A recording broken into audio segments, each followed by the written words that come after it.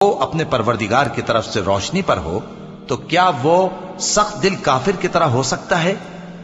بس ان پر افسوس ہے جن کے دل اللہ کی یاد سے غافل اور سخت ہو رہی ہیں، اور یہی لوگ سراسر گمراہی میں ہیں۔ اللہ نے نہایت اچھی باتیں نازل فرمائی ہیں، یعنی کتاب جس کی آیتیں باہم ملتی جلتی ہیں اور دہرائی جاتی ہیں۔ جو لوگ اپنے پروردگار سے ڈرتے ہیں ان کے بدن کے رونگٹے اسے سن کر کھڑے ہو جاتے ہیں، پھر ان کی کھالیں نرم ہو جاتی ہیں اور دل بھی نرم ہو کر اللہ کی یاد کی طرف متوجہ ہو جاتی ہیں۔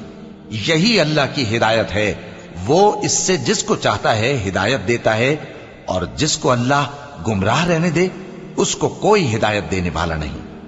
بھلا جو شخص قیامت کے دن اپنے چہرے پر برے عذاب کو روکتا ہو، کیا وہ ویسا ہو سکتا ہے جو چین میں ہو؟